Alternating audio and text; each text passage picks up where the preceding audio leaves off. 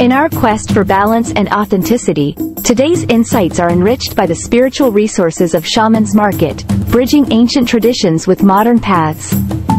In the modern rush, do you feel the call of deeper roots, a yearning for connection to ancient cultures and Earth's rhythms? Today's episode, enriched by Shaman's Market, addresses this modern disconnect. They offer not just products, but pathways to spiritual growth and stewardship of the earth. With offerings like eco-friendly incense and artisan-made spiritual tools, they provide a bridge to financial security and support for indigenous communities. Explore how each choice can be a step towards spiritual fulfillment at riseinterversity.com/sponsors. Let's walk this path together.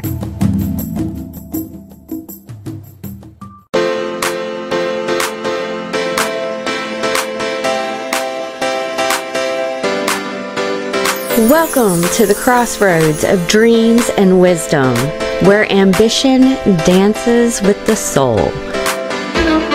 You're listening to The Balanced Visionary, aligning ambition with soulful success. I'm Jen, your guide on this journey of self-discovery and achievement. Each week we'll explore the paths of personal growth, spiritual depth, and professional triumphs.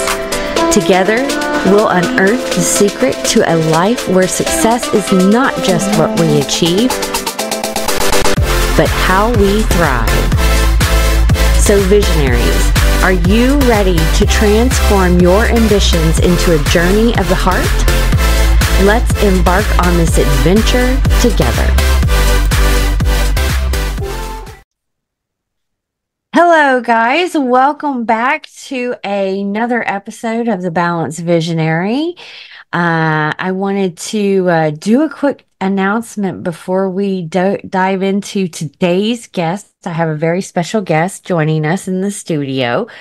You will notice that we have got sponsors now for the show.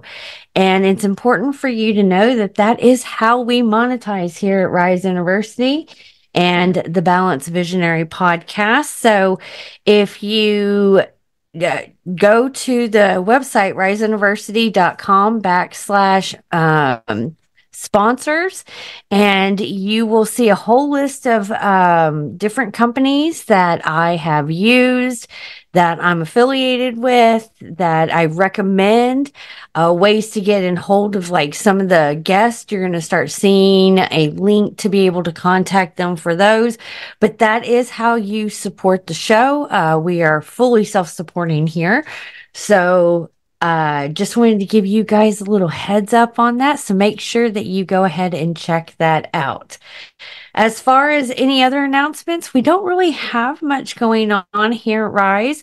If you are in need of any type of web design, web development, consultation, guidance, or anything like that, I am accepting appointments for building out on, helping you build your foundation as it pertains to tech. So if you are looking for someone to do that and you don't know where to get started, make sure that you send me a message or check the links down below, and I would be happy to help you out. Okay, so I'm going to go ahead and dive into today's episode and introduce our guest, who is another dear friend of mine. Some of you who listen may know her, but if you don't, her name is Robbie Porter, and she is a remarkable psychic whose journey into the metaphysical realm began at a very young age. At just 9, Robbie's innate gifts were revealed as spirit guides taught her meditation techniques, unlocking her ability to see auras and communicate with spirits. I think Robbie is one of the few people in this world who wasn't quite sheltered to where your gifts were completely shut off. You've always kind of still been in that metaphysical realm and embraced it along your journeys. You have a remarkable and fascinating path on your journey. From you've taught yourself how to read tarot readings. You assisted law enforcement on part of your journey. You have several different psychic gifts, some that we've even talked about that I'm not familiar with, like the different names. And you are forever learning on your journey. So, Robbie became a certified hypnotherapist. She has done past lives for healing purpose, a Reiki master, and all sorts of different things. But another beautiful thing about Robbie is that beyond her individual pursuits, Robbie is deeply committed to nurturing the next generation of psychics. From her own experience, she has, taught herself, taught others, but her children, she has children that she has raised that are very gifted themselves and on their own paths of doing their own journey and utilizing their gifts. So, Robbie, I'm so excited to be interviewing today. Welcome to the show. I'm going to open up the floor to you and we can Oh, start just having a discussion and seeing where spirit leads. oh, wonderful. Hi, Jen. Thank you for having me. It's like I'm a little nervous and I've been on podcasts before, but it's been a minute. Yeah, I know. I get that way too. Me and Robbie and our friend Dan did a show about a year and a half ago for the Human Design Advantage, or we've done a couple. So, Right. but I do like doing these shows and I love talking to you. We get on the phone and we have all these excellent conversations that people really need to hear, that we Absolutely. need to share with the world. And we don't catch it because we're not recording. That is the truth. That is the truth. So, Oh, well, I don't even know where to begin. So as a little girl, one of my first memories is being from a place that is a lot more advanced than here. And I just assumed things were a little bit more advanced growing up than they were, as far as like, even something as small as recycling. I thought that water went down the drain, that it was automatically repurposed and cleaned and I thought when you threw something in the garbage can that, and this was in the, 1973, 74, 75, I was a little, 5-year old in 1975, and then, my mom always sent me to church every weekend and on Sundays. And then when it became time for me to go through confirmation, I was asking a lot of questions because I've always had precognitive dreams, and precognitive dreams are seeing things before they happen. yes. Just for those of you that might not know what it is. And I could always see energy and feel things as a young child. And when I was going through confirmation, and I was Lutheran, and I asked way too many questions in the church. And I did not know you were real quick. I didn't know you were Lutheran. I'm Lutheran too, and not same thing. I asked way too many questions. And my mom got the phone calls every week like clockwork until it got to the point where I started some of my questions were a God that's love can't condemn people. I mean, that's just logic, right? I mean, here I am 10, 11 years old, going through, I think it was around 11, but, and my mom was like, well, you either have to shut up or, if you want to get confirmed, you have to just keep your mouth closed.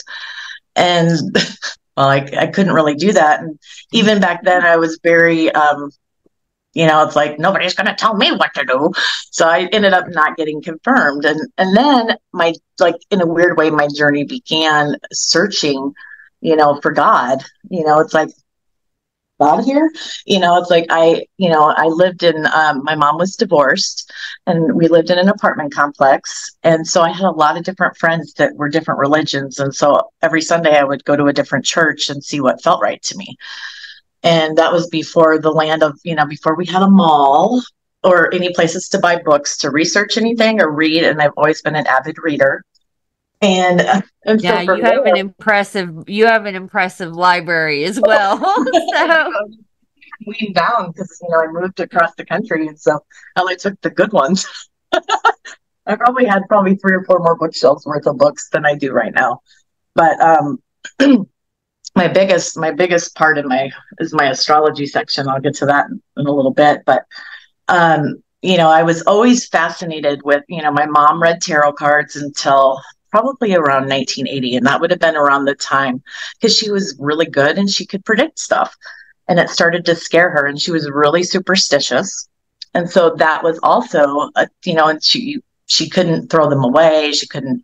The only thing that you could do was, like, according to her, was wrap them in silk and bury them in the dirt. And of course, we lived in an apartment complex where we didn't have a yard. So she just wrapped them in silk and buried them in her closet. And I could always go straight away to those tarot cards. And, and so I taught myself around 9. I was really fascinated with tarot cards, and she always knew when I was in them too.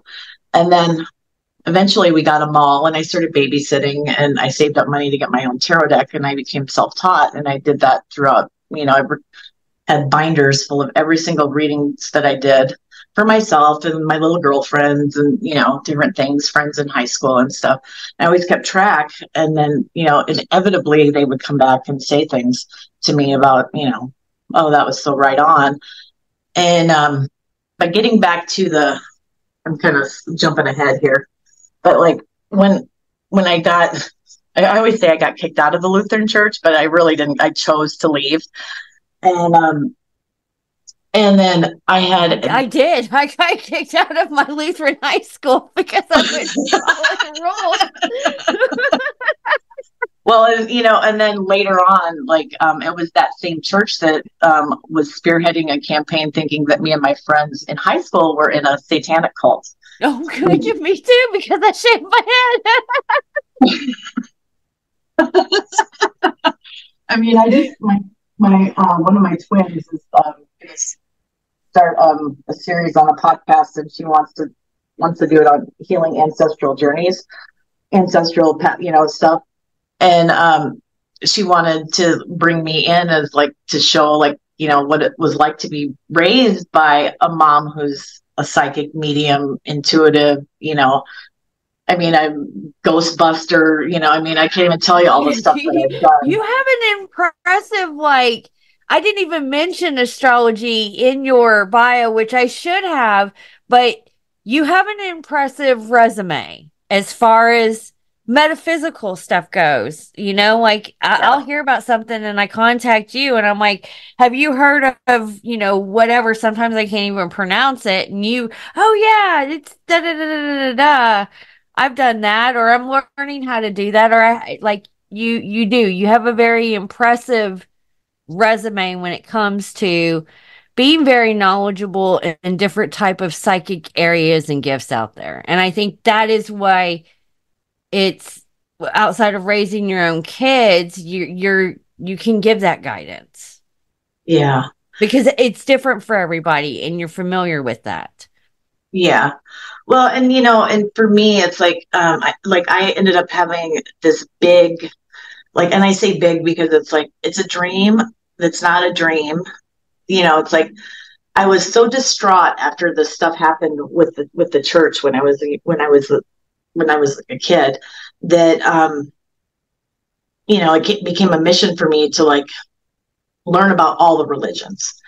And so I would go, I would check out books on the bookmobile, because it's I'd have to take a bus, and transfer and do all that sort of stuff in order to get to a library. And it wasn't until I was in junior high that where we had a library right next door. My mom would just pick me up after work, and I would just read and read and read and read and read about anything metaphysical, whether it was anything from hauntings to the Bermuda Triangle, Bigfoot, tarot cards, out of body, near death experience, you name it. I was reading about it. And, so I had this dream and this voice that came through, and I can only call it a God revelation, because it was the voice that was neither male nor female. And I've heard it, probably a dozen times in my life. And I've had probably about 5 experiences where that energy comes through. And it is literally the most powerful feeling of love that you can ever experience. And Christina said that, and I've had the voice, and I'm tearing up when I think back to that feeling and that energy. It is the definition of unconditional love. Well, it's just so it's like the love that we experience while we're in a body is such just a small fragment. It's like a grain of sand on a beach. It's like, it's like, and the closest I've ever been able to feel that with another human being was being a mother. And and it's still not even in the ballpark. But that's the closest that I felt with another human, not coming from spirit. And so from then on, I went to, I studied, I have a whole section on religion over here in my library. I studied Hinduism and Buddhism and all the isms. I became a minister. I'm a minister. I would say I can marry, bury, best, bless, and depossess. Most. Yeah, you can. Let me tell you, the depossessing part isn't very fun sometimes, but I've gotten physical injuries from really nasty spirits before. I've had just a whole myriad of things that I've experienced throughout my life personally, and then you bring in clients. So this voice told me, it showed me that that God is this, and it is a source of just this beautiful unconditional love, and it emanated this beautiful white light, and it was this huge orb. And they wanted me to understand that all religions could get you there, could get you to source, but some of them had longer paths, some of them had shorter paths, some of them had twists and turns, and it's like they had these little orbs that were like, it almost looked like ribbons, energetic ribbons. Some of them looked spirally, some of them looked like they were in knots, some of them were like, kind of folded, where they were kind of like zigzags. And then the voice told me that that we as a soul will experience all of those, just in different lifetimes. In order to evolve, we have to experience everything. And our, the soul's purpose is to wanting to get off the wheel of rebirth, so we don't have to experience duality. When I was a little kid, it was like I just became fast. I studied everything, Wicca. All the different, every religion. The main ones, the bigger ones. Not the different sects. Like I know that there's however many different kind of thousands of Christianity religions. And different little sects that, a tweak here, a tweak there, but they're all basically the same. And, it's like, and so what I learned probably, that there is a universal thread that connects all of them. That there's a beauty that, connects all of them. Like do unto others. That's one that you find in all of them. And then from there, I just, I was reading tarot cards, and, I never, I wanted to be a rocker chick when I was a kid. I didn't have any desire. I wanted to be a rocker chick, but that just kind of, music's a passion of mine. Music moves my soul, but it's not why I'm here. I'm here to help the planet. I'm here to, and I've always known that, my whole life. And, and it's like, and I would just get really, and I've experienced a lot, in my 53 years on this planet. Can't believe I'm 53, but it's like, I think about how much stuff has shifted for people like us since the 70s. Yeah, you have been able to see that. For me, I knew I was always gifted and psychic when I was younger. I had my gifts on, but along the journey, they got shut off, or I didn't embrace it. I was doing tarot cards and stuff like that in high school, and I just took a different path. And then they had my experience that came back on. You've been kind of in it the whole time. Yeah, yeah, my whole lifetime, really. And I'm one of those people. It's like I want, it's like I learned recently. I had a QHHT session in January, and that's quantum healing hypnosis technique. It's a Dolores Cannon technique of hypnosis. Not what I was trained in, because I was trained in the 90s, and Dolores Cannon didn't start doing trainings until probably the 2000s, I think. But and you've seen a lot of conferences. Yeah, I went to Hay House's very first one. It was like the who's who of my bookshelf. Like Wayne Dyer and Doreen Virtue and Sylvia Brown and David Hawkins and Brian Weiss and Shakti Gawain. Those were those are just the ones that I can think of off the top of my head. And of course, Louise Hay was there because it was in the early 2000s before she passed in 2014 or 2015. I can't remember exactly, but I always thought she would live forever. Her and Dolores Cannon. Those people just, it's interesting too. Like with, I find it fascinating that a lot of people that are trained in QHHT, they are able to connect with Dolores Cannon, which is fascinating. Because I find it fascinating, like with the quantum stuff, because it's like she did those 3 books about Nostradamus. Yeah, and those I haven't read them. So the story goes that she had a client that came in for a past life reading, which is one of the things that I love to do. It's like I don't do much regression stuff anymore. I like to do it. I like to do it because I, as a psychic and a medium, could, I could see and experience it while they're seeing and experiencing.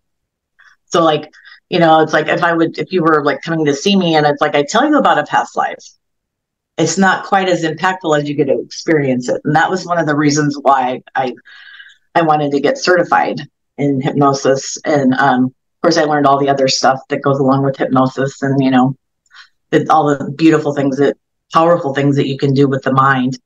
But then, it's like, I ended up having kids and, getting married twice and divorced twice. Some psychic I am. Actually, I knew that I would have 3 my whole life. And I was just like, I can change this. I can change this. Oh, there goes number 1. Oh, there goes number 2. No word on number 3 yet. So,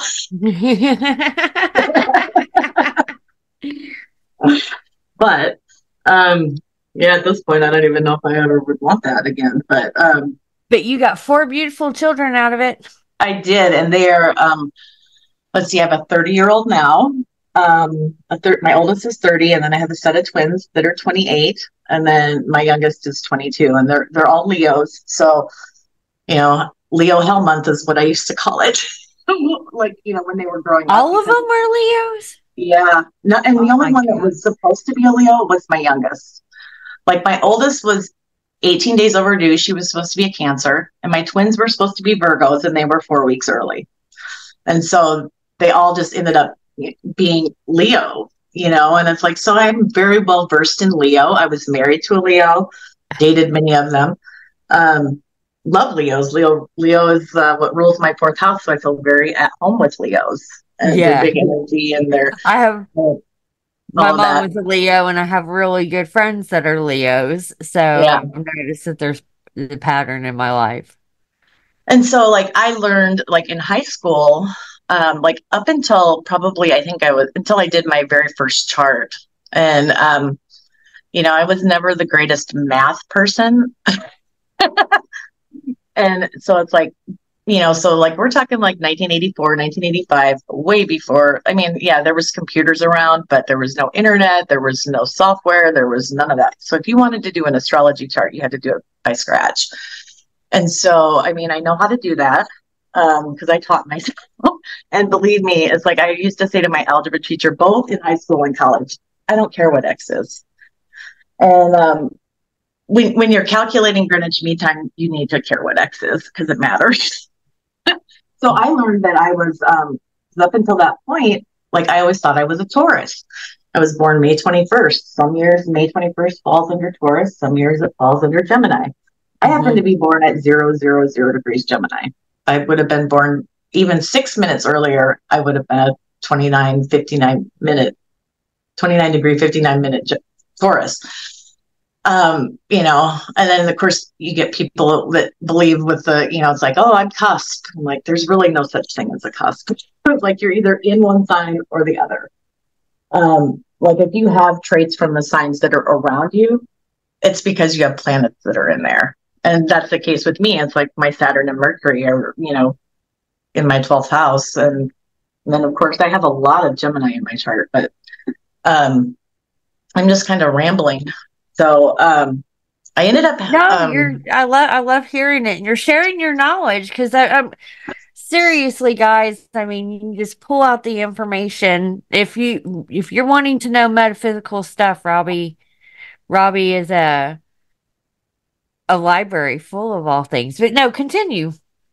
Yes, I am like the quintessential Gemini. You know, it's like I love learning, and you know, it's like. You know, I did go to college. I never graduated because I ended up getting pregnant with my twins while I was in college. And I just couldn't. Oh, I was so tired of that whole pregnancy. Oh my gosh. They just literally sucked the life out of me. But, you know, there was 2 babies in there, not just one. Yeah, I was going to say you had 2 going on. One does. You know, and so I ended up having 3 kids with my first husband. We were together off and on probably 5 or 6 years.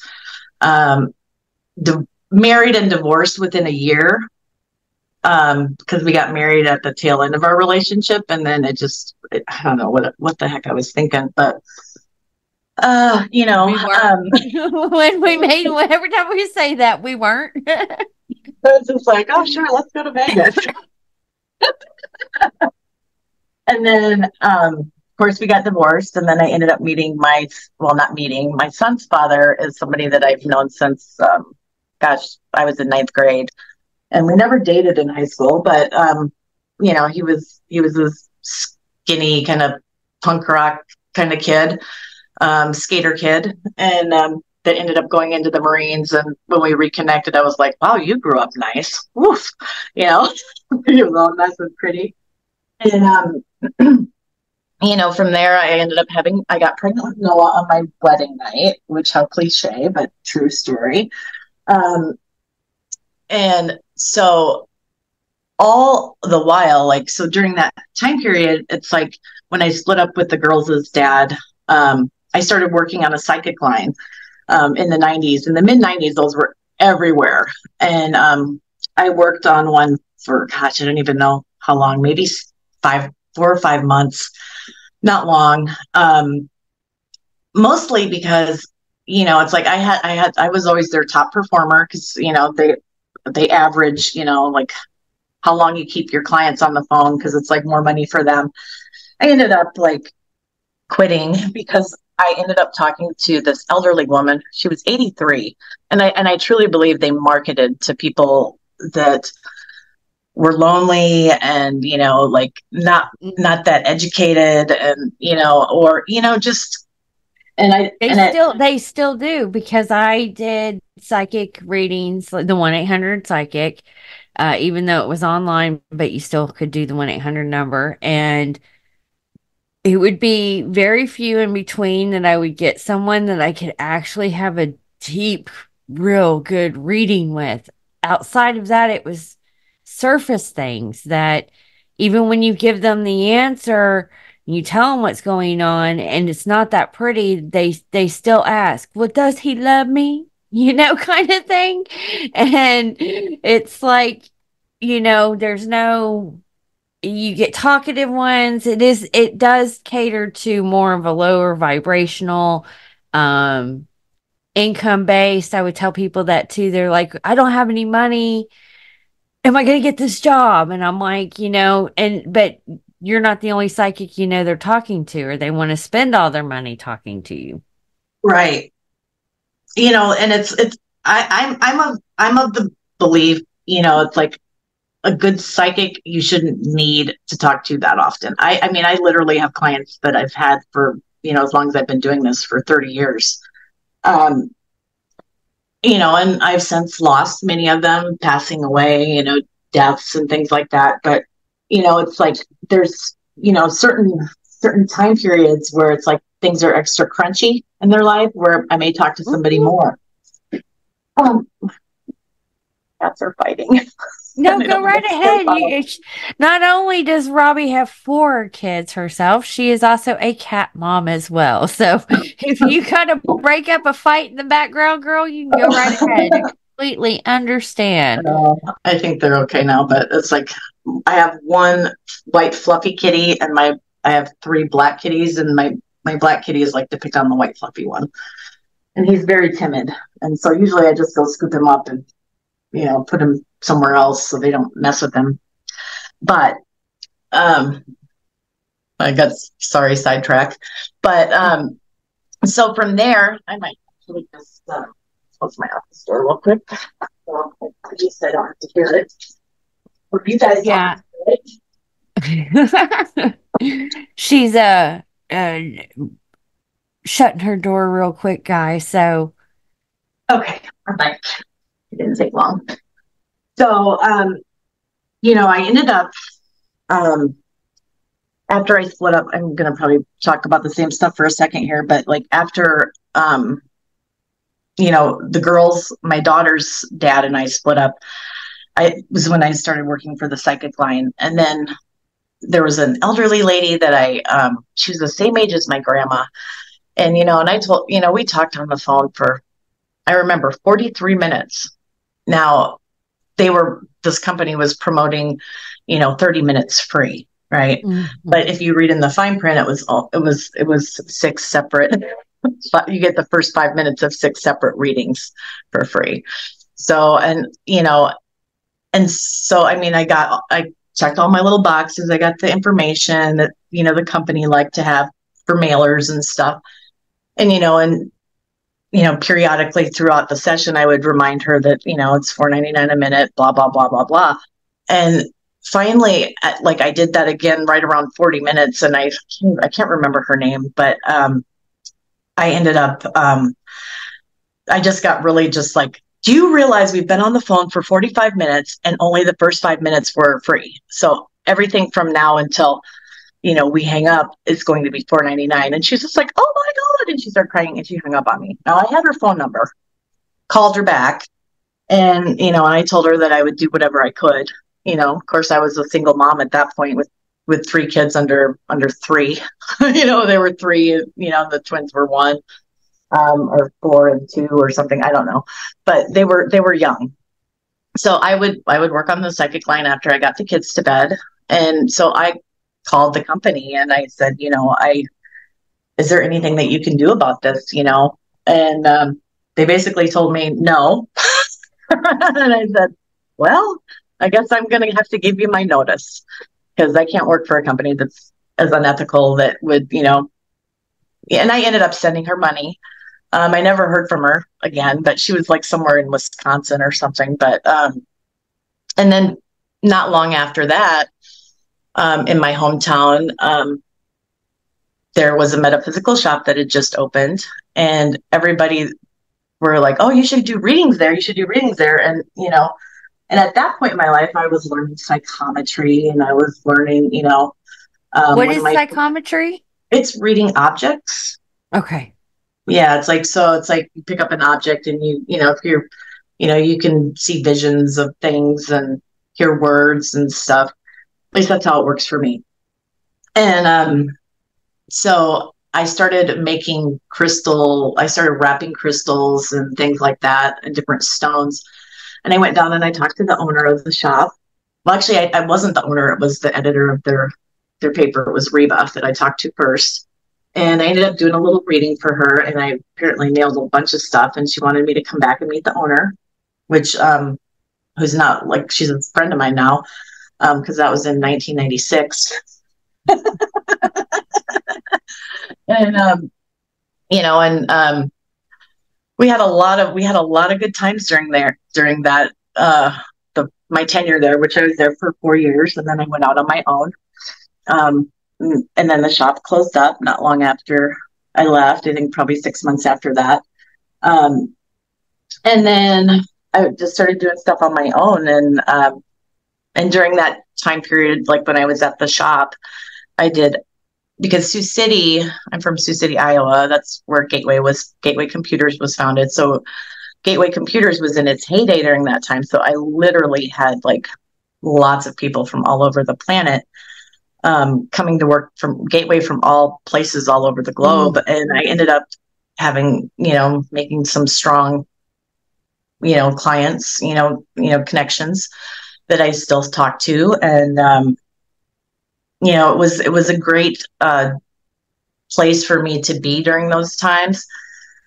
And then when I was about 28, my ex-husband, came into my life, and that was he showed up on my doorstep, literally. And it's funny because I had done a workshop, like how to manifest your soulmate workshop. And, and so one of the exercises is writing down all the qualities that you wanted and, physical attributes, etc. So I had done all that, and here comes this guy showing up, and he literally checked all the boxes at that point in my life. And we ended up getting married on November 11th in 2000, 11/11. I was just going to say. Purposefully on 11/11. And like I said, I got pregnant with my son on my wedding night. And I ended up going into having my son and doing readings. And I've just been kind of, traveling and doing readings and workshops and different things over the years since then. And that was, probably, I'm 53, that was 30, I was 30, 31. So yeah, probably the last 15 or so years doing that. Actually longer than that, because Noah's 22. So I guess it's closer to 25 years. Jeez Louise, man. Time flies, doesn't it? Yeah, it does. You blink and it's like, how do I have a 30-year-old?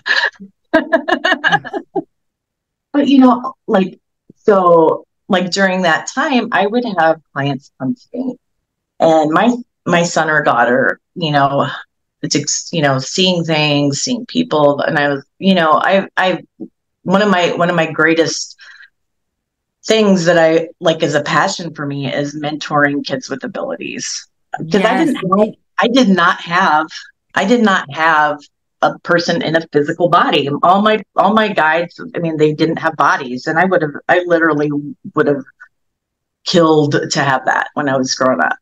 And yes, it's much needed. Because I think a lot of us, if we would have had that guidance, it would have helped us along. And we are seeing a lot.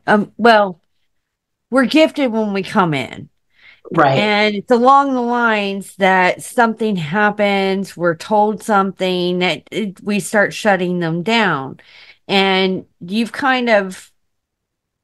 have that open space with your children that they can come to you about stuff that we know that we have been seeing. It's just like I contacted you when I was seeing the Hat Man, and I know I would see shadow beings when I was younger, but as soon as you really common. That's really common for kids with abilities to see the Hat Man. A lot of my kids has had experiences with that.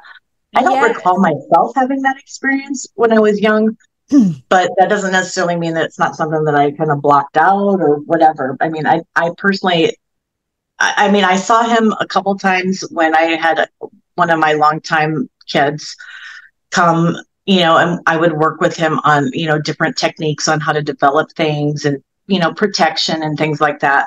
Because it's like when you first are flipped on, it's like you're like one of those bug zappers in a dark forest. Yes, you are. Yes, you are.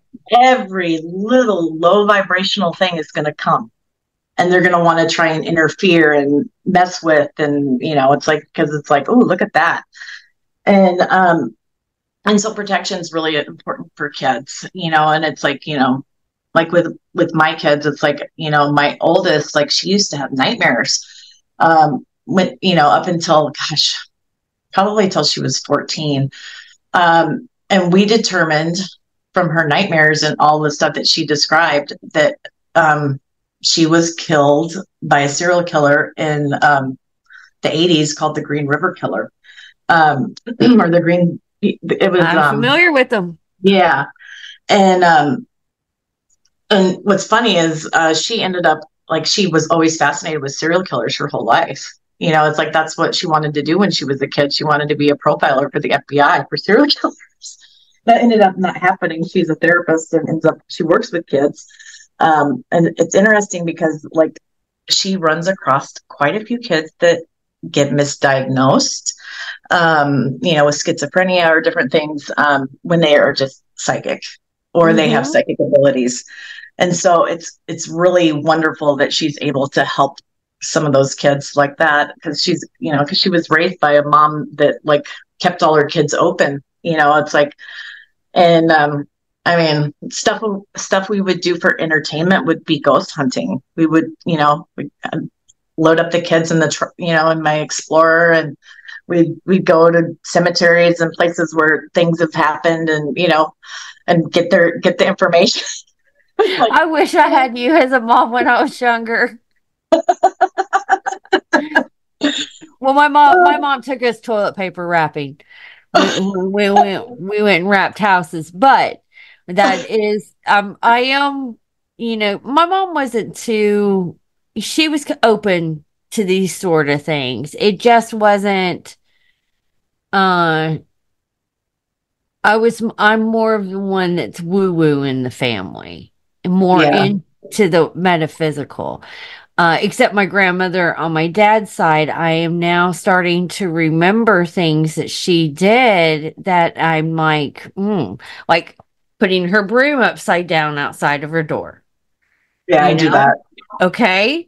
Little things along those lines. You don't realize, you know, and sometimes that stuff is just like old wives' tales, but there's, you know, in old wives' tales, there's always a reason, like, why they would do stuff, you know, like putting a penny on the, you know, on the windowsill if you have a wart, kind of thing. Yeah. You know, and so, you know, it's like, and same, you know, my son,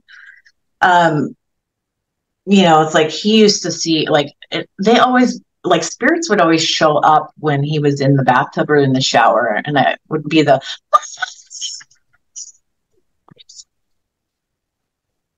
tell them to go away, that they don't have your permission to be here.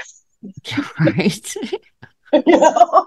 And, you know, of course my house and property was gridded like a mofo, even back then, you know, and now I grid my property, I grid my house, I grid my room, I grid my bed. Yeah, that is exactly how mine is, guys. And, you know, we talk about balance. So it is having those if you're going to have to set boundaries with humans, you're going to have to set boundaries in the spiritual realm as well. And that does go back to the gridding.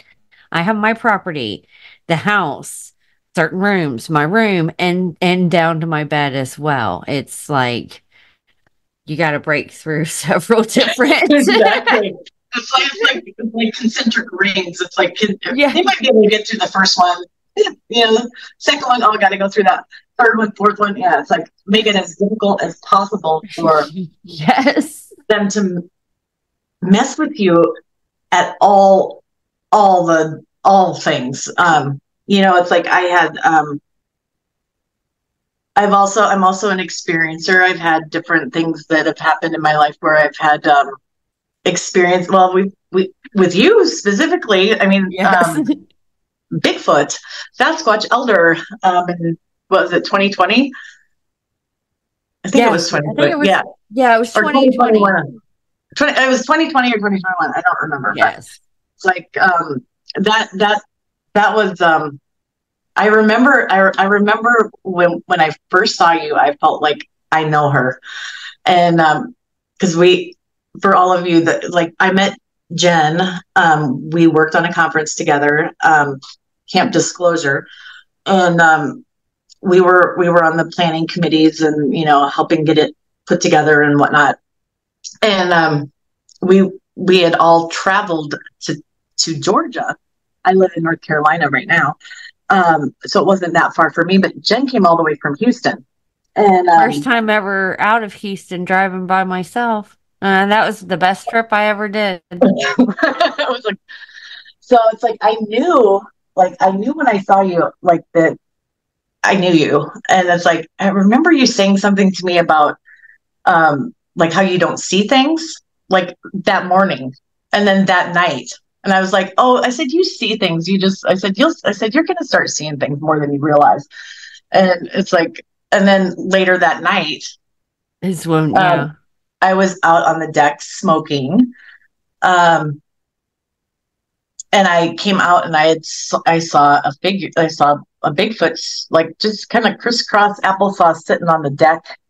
Like, he phased in and phased out. And I was just like, hey, how you doing? Because that's usually what I do with, with like spirits that are disembodied or, like things, fairies, gnomes, different things that I see on different dimensions, things that I see. And I usually just say, hey, how you doing? And, and then you came out and you point and go, what's that? And I thought swear to God, I thought you were pointing to a light across the lake. And I was like, well, that's a light across the lake. And you were like, no. I was like, no, that. Like, like what? I'm like, you mean the big furry guy sitting there? I'm like, you did the figure, because it materialized in and out. And the best way that I can describe it is, it materialized. It was like, there. Like on Star Trek when they get on the transporter. Yes, exactly. And it was showing itself, to let me know, but it wasn't I wasn't scared or anything like that. It was somewhat familiar and calming at the same time, but I had to ask you because that was the first time that I had ever seen something, and that's why I asked you. It's like, okay. Yeah, and we were the only two out on the deck at the time, and then someone else came out and he phased out. And although I could still feel him, and I know Jen could feel him, and we were just like, oh my God, what the hell was that? That was so wild. And it's like, and the interesting thing that, like, I think you were the one that told me, it's like once you make a connection with a Bigfoot Sasquatch, that it's like you have that connection forever. And it's like you can telepathically communicate with that being, which I believe they're interdimensional. That's what my guides have told me. That's what the way that he phased in and phased out made sense to me. It makes sense to me as well that they're interdimensional beings, and the telepathic communication, because it was a telepathic communication, but it came, it was like more of a sense of knowing. It's not like it's not like having conversations with each other in the head. It's you just know kind of feeling. So, but it was very familiar with me, and I've always had like a connection and guided towards Sasquatch, especially Bigfoot, that type of things. But that was my first experience that I had, and it was with you. So yeah, it was. And it was funny. I just said that in the morning, so I'm like, oh, you'll start seeing stuff. Yeah. Little did I know it would be so quickly. Another thing you were spot on about, because I know you've done some readings for me in the past and all sorts of things, and you've been spot on. So that is why Robbie has been in the business for as long as she has. She is very gifted at what it is that she does. And she's right about, everything that you've told me. And even if it's not what you really want to hear, she has a really good way of relaying that information to you, and also giving you kind of solutions and ways to navigate and what you can and cannot do. But yeah, you are very gifted in what it is that you do. I not fully, I know that the beings are there.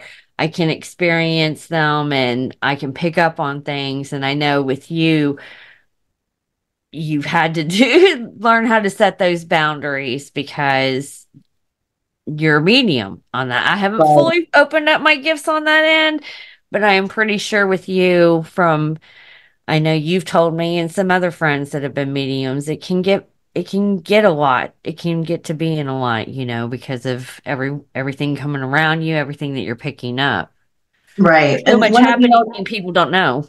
And you mentioned in my intro that I have worked with law enforcement. I have worked with law enforcement over the years of, finding, missing people, finding killers, that sort of stuff. It's just so like how it works for me is it's like there was this was in the late 90s. There was a double homicide out at like on a rural farm or something, and one of the reporters from one of our news stations would always pimp me out.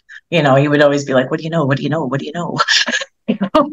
And so I had told him some stuff that wasn't ever revealed to publicly, like the police knew, like the color of the vehicle and the make of the vehicle, and I had shared that with him.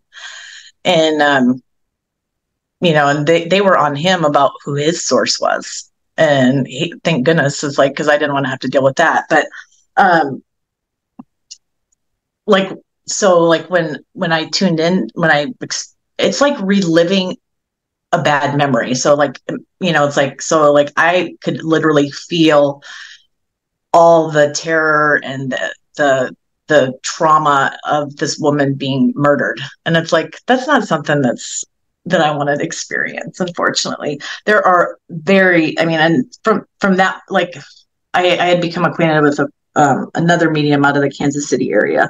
And she used to work in law enforcement and that was her jam. So I would just send those people to her. And, it's like, if it's not something that I'm good at, or which is, it's like, I'm like, or something that I don't necessarily want to experience, because I give it props to those people who can do that. Absolutely. And tap in and even remote viewing. Okay. Yes. Even that type of process, because I can remote view into some situations and we'll be honest about this, guys. Some of the things you don't want to know or see or experience or feel, especially when it's like crime. My mom was, oh God, very big into crime. Okay, let's just books, ID channel. That's how I know about the Green River Killer. I mean, all sorts of different things. And that's just what they want you to know, what they do tell the public. There is a lot of things that they don't tell the public, and having to relive it and experience that. Even if you do have that gift, that's something I don't think I would want to do. Yeah, I mean, I sometimes it's like I inevitably get sucked into it through a client. Yeah, that happened. I think there was a missing college guy in Des Moines. I don't remember the year. And I told, she came in for a reading, and I told her that what I saw, and I saw that he ended up like getting like mugged basically, and then he was in the Des Moines River, and that his body would be found, but not until after the spring, when the water was lower, close to a bridge. It was pretty specific and accurate. And I mean, as a mom though, like telling another mom something like that, it's really, you have to be just so careful with the words, because it's like, oh well, he's dead, it's like, you don't say that. It's like, well, so I appreciate you saying that, because I do know that there are some not mediums, but like some psychics out there. I'm blah blah blah. It's like, whatever it may be. And it's like they're very confrontational about their information. I am not one of those people. It's like, take my information. It's not my information anyway. I just, Right. it's like, it's your information that I'm, that I'm able, because I pick up, I just connect to the person's energy, and then I'm able to see, hear, and experience different things. And, and all of it, through like teaching myself, how to do it. Because was no instruction manual. There may be one out there now. Might be something I might have to think about doing, is making, because it's like, I wanted to write a book about kids, psychic kids, like, and it ended up being, I had it all like laid out, and then my hard drive got fried, which is something that I have a tendency to do with electronics. I'm a little bit better at it now, where it's like, I know that if I'm like anxious or upset about anything, I should not touch electronics, because I will blow them up. I've knocked out the internet before and all sorts of things. And so I ended up like, I had a proposal for a small publishing house out of Minnesota, and it ended up that I didn't have any of my information, and that night I that voice came to me and told me that that's not the book I was supposed to. And I wrote a book. It never got published because my mom got sick. But it was called Soul of Addiction. And it was about how we pick our parents, how they wound us. And those are ultimately our God wounds, and how it's a little bit more in depth than that, and how like we have certain like things that we gravitate towards, to re-experience and ultimately try and heal those wounds.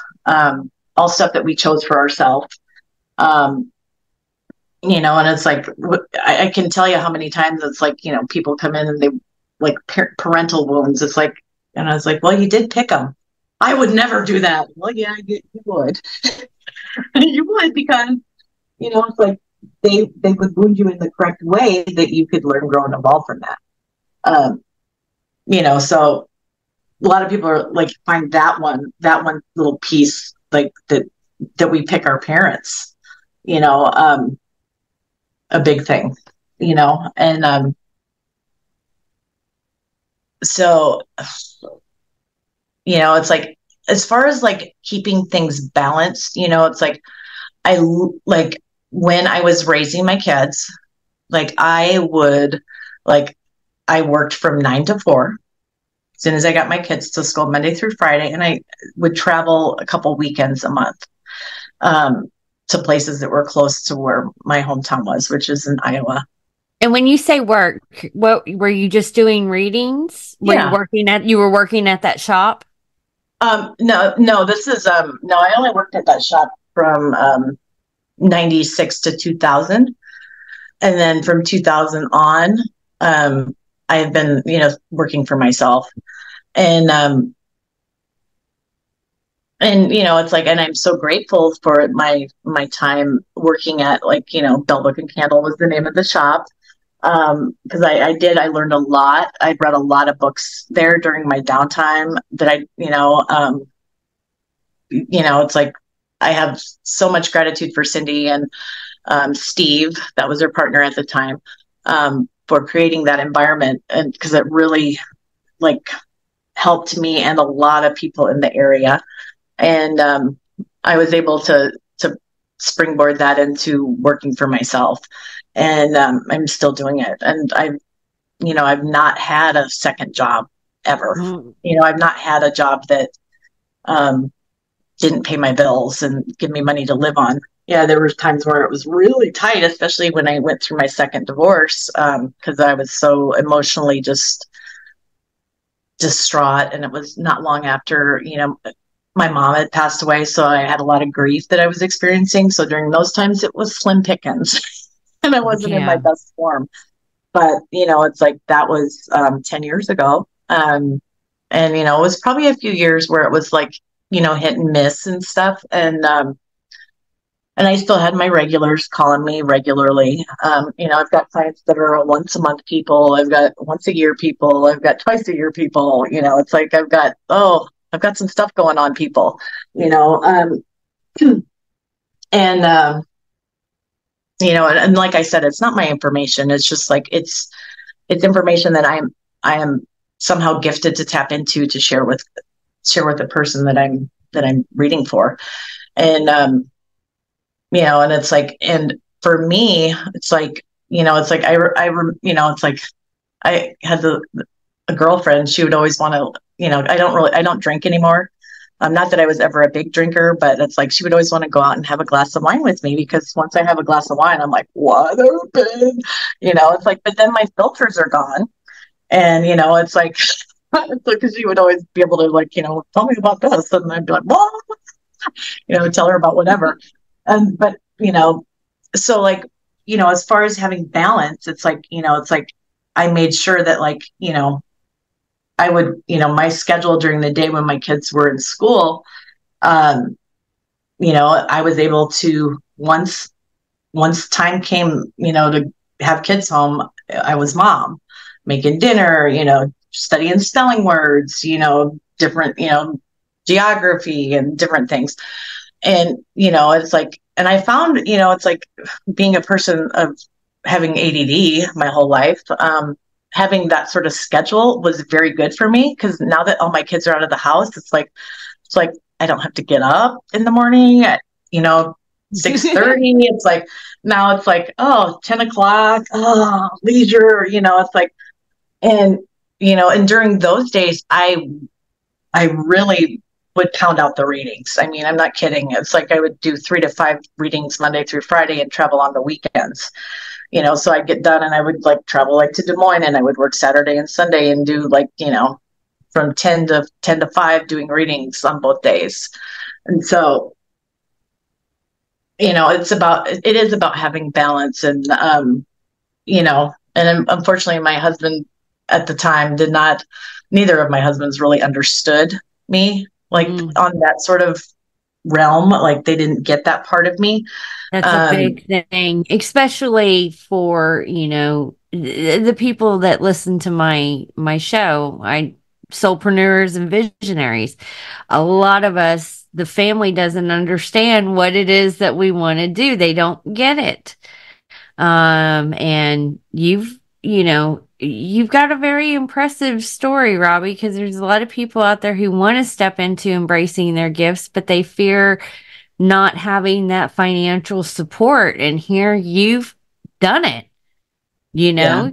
It's not that you've done it, you've been doing it for what, 30 some odd years now. Yeah. No part-time job, no working for the Matrix. You've pretty much worked for yourself that whole entire time. Yeah. And even when I worked at the shop, I wasn't an employee, I was an independent contractor. So, right.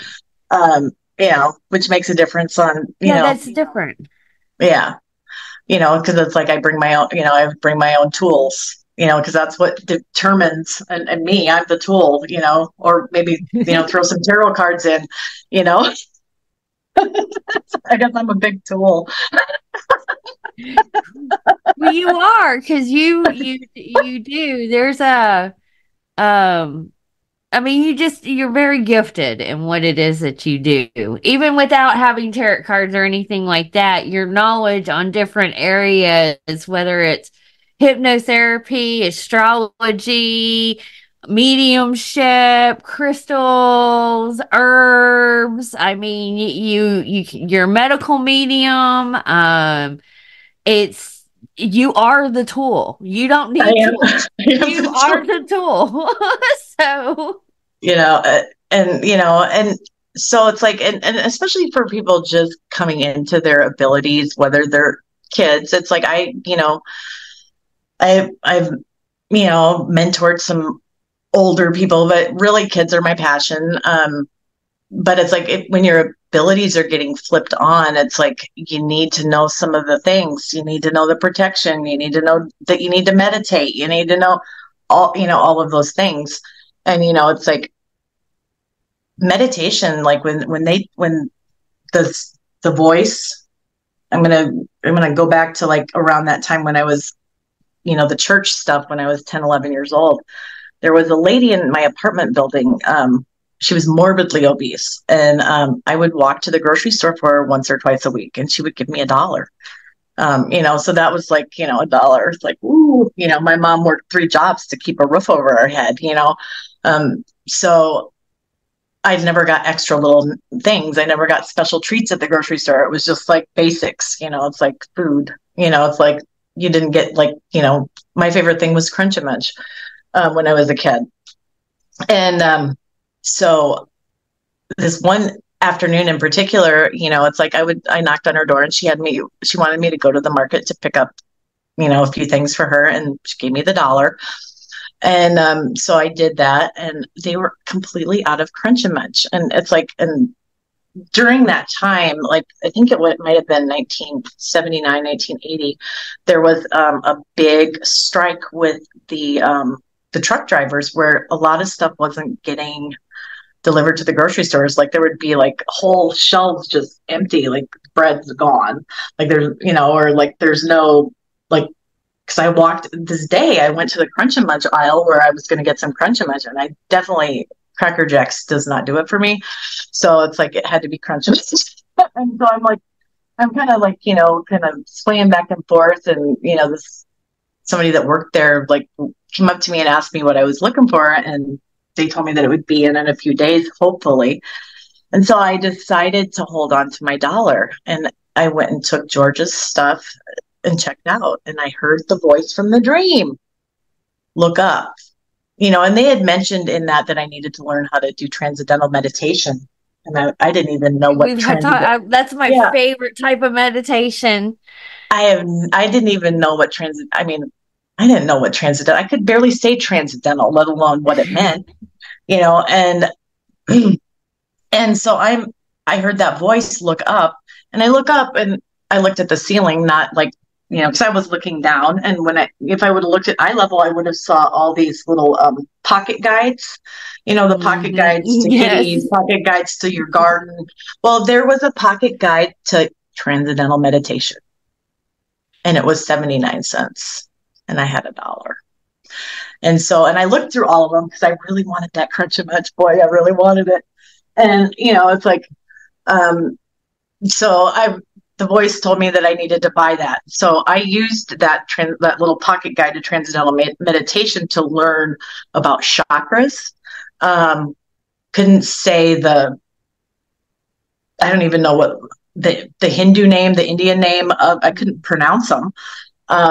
But I followed the steps, and I was very, South Node in Virgo. I was very good at being, following, every morning I would wake up my mom would normally wake me up at 7. I would set my alarm at 6:45, get up, meditate for 15 minutes before I had to get ready and go to school. And I did that all through, the rest of my elementary, junior high, and high school.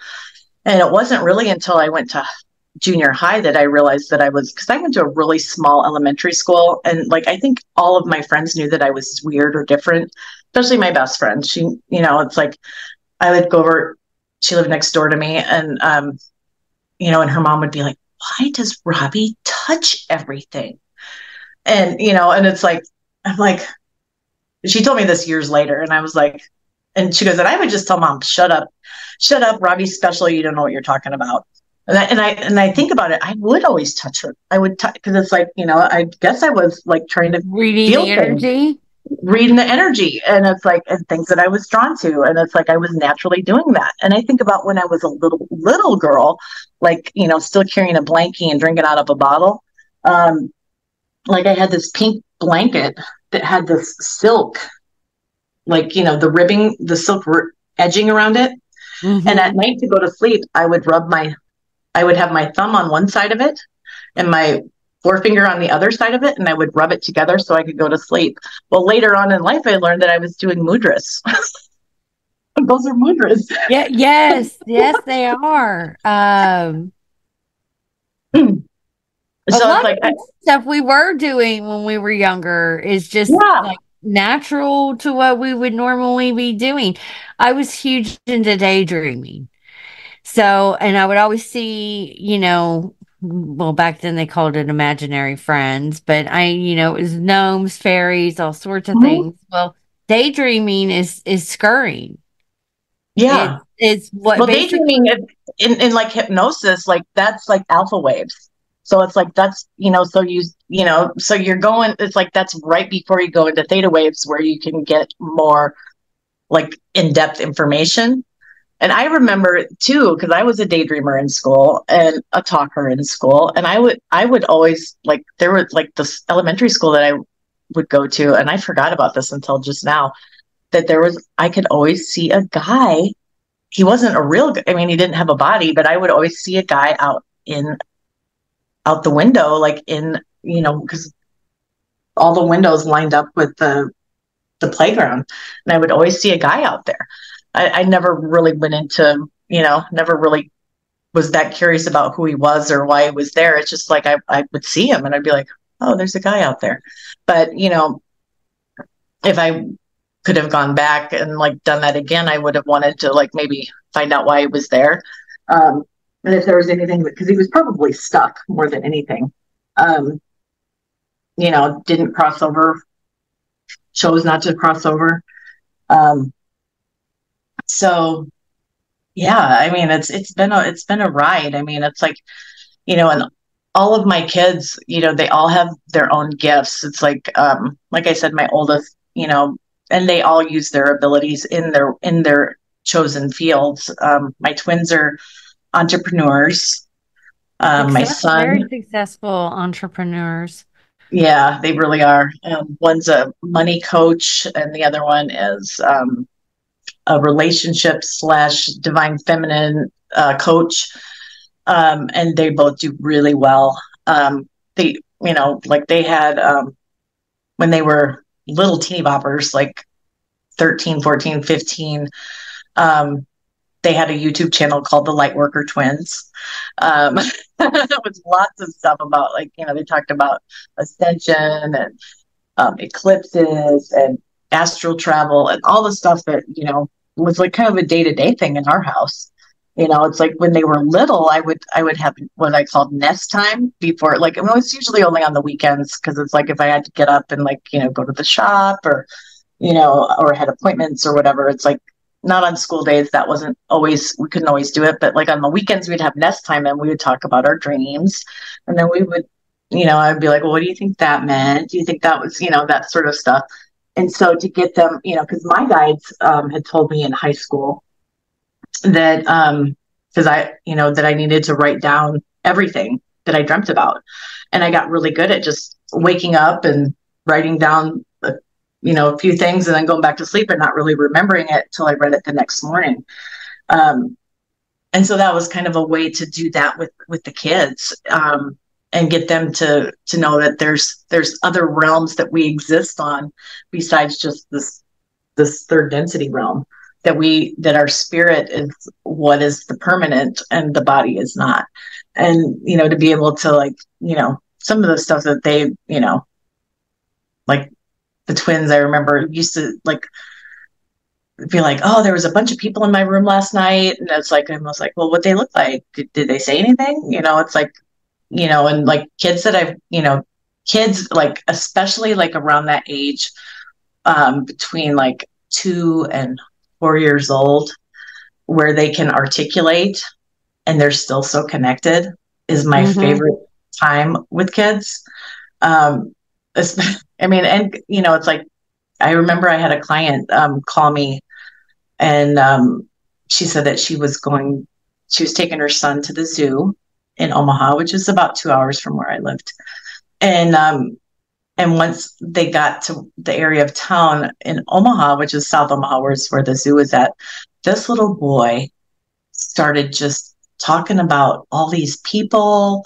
Like he wanted to go to a pub that was on this corner of whatever street. He knew the street. He wanted to see, his buddies, Gus, and, different, I can't remember their names because it was probably about 20 years ago. But I said, well, did you take him to the pub? She goes, oh God, no, I was scared. And I was like, oh, I don't know. But it's like he remembered his name. It's like that he used to live in Omaha and that pub was his hangout place. There have been so many reports, especially with kids, where they remember a lot of like the reincarnation, past lives Absolutely. that started to come out about you. Did you hear about the kid who was obsessed with sitting in boxes like he was in an airplane? And his whole room was in like these World War I, World War II fighter jets, and he would sit in boxes like, while his dad would work, and he'd be and da da da da da da with the gun and everything like that. And he kept telling his parents that he went down, he died, and his name was like something like Bubba. And so they started to research, and This sounds sure, very similar to like my son's story because it's like when he was about 2, he had something similar with that. And it's like, and and he was talking about that he was like, how did he say it? That he was in a, that he was killing Jerry's. I didn't even know that that's yes, what. this is what this kid was saying, like all sorts of Yeah. things. Well, apparently, yes. So the kid remembered the whole unit he was in, and the parents were able to find what happened to that unit. But horrible plane crash. Everyone survived except for one person, and his name was Bubba or something. The same name that the kid was saying. And the parents actually took the kid to meet these, these are older gentlemen in a retirement community and everything like this. Mhm. And the kid was able to answer things that nobody would have known, that only his comrades knew, the guys knew, that they were Yeah. asking him like certain things. And so it convinced, everybody that they knew that reincarnation is real. Um, and you do remember it when you were kids. I remember telling my mom that I've died every way imaginable, and she got freaked out about that. And when she got freaked out, it was like, oh, don't talk about, what do you mean you've died? And I said, I have. I've been hung, decapitated, stoned, pressed, quartered, drowned, burned, shot, pushed off a cliff. uh I could probably go into some other ones. And That's a lot though. yeah, as soon as she said that, she's like, oh, that's, it was, I shouldn't be talking about things like that. And I'm like, well, it's true. I mean, I know that I've Yeah. experienced it. Um, I don't, it's why I know I have fears on certain things. I don't like the ocean this lifetime because I drowned in the past lifetime. And it was, I don't, when you go out into the ocean and something happens to your boat, it's a pretty good chance that you're gonna not, Yeah. you know, especially back then, in the time period that I did. So it explains why I have that kind of fear now of it. Oh, what's interesting, something that I've learned over the years of doing countless readings, when it's like, and something similar with myself included, that it's like you will have, it's like people that have like, I'm going to use an example. When my kids inevitably would forget somebody would always forget their lunch. So I would inevitably have to pick up I'd get a call from school. Oh, one of the girls left their lunch at home. Can you bring it? Yeah. So I would have to do that in between appointments. And of course, like everybody at the school knew what I was doing. What I did for a living, like the people in the office and whatnot. And so the office guy, it was a gal and a guy, he asked me, because his sister had been a client of mine, and he asked me, if that he told me that he was losing sensation from his knees, like from his knees down. And so I quickly just scanned him, and I was like, wow, yeah, you probably needed to go see somebody for acupuncture, because it literally looks like your meridians stop at your knees. And so And I said, if I get any other information, I'll let you know. Because I had to get back home because I had a client. And on the way back, I just got downloaded with what that was about. And I had like, in what they showed me was that he was a Union officer. He was married. He was injured by a cannonball and ended up having to have his legs double amputated and ended up dying of sepsis or infection, basically. And so I asked him if he, are you fascinated with the Civil War? Oh my God, yes, I can't get enough of it. I said, Union?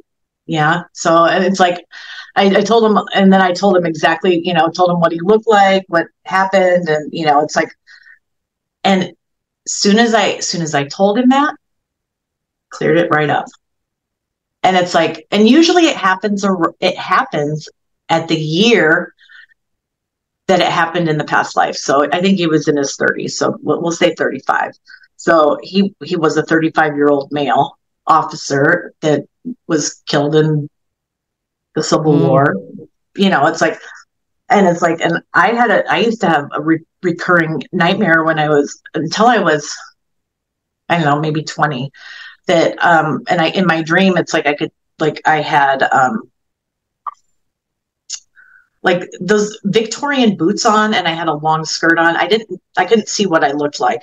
And I was walking along a cobblestone street, and it was nighttime, and I stayed too late, someplace, because I was supposed to be home before they lit the street lights. Mm-hmm. And, and it's like, and I was I was a daughter of somebody that was, it feels like it was like Boston or like one of the East Coast kind of, because it was cobblestone. I can still see it very clearly. And in my dream, I'm walking, and it's like, and I feel like I'm being followed. I don't see anybody. I turn around, I look, I don't see anybody. I keep walking, but it feels like it's getting closer and closer. And then the little heel gets caught in between two of the bricks on the cobblestone, and I end up tripping.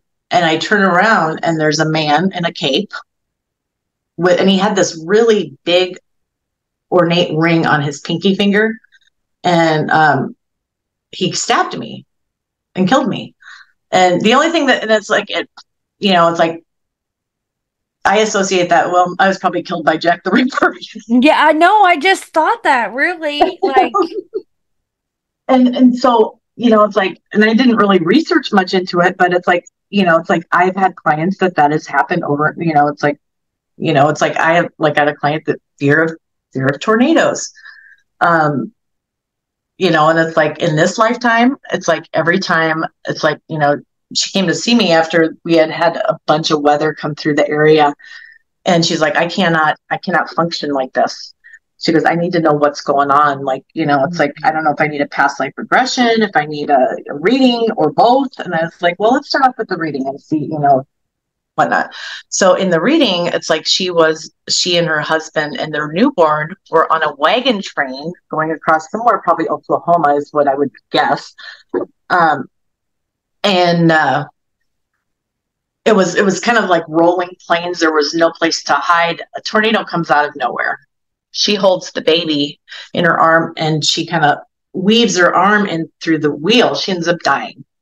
Now I tell her this, and then she tells me, she goes, oh my God. And I was like, what?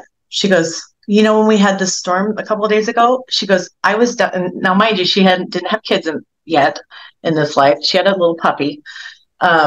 She goes, I went down to the basement, and she goes, and I wanted to, I had my little dog and this, in my left hand, kind of holding him.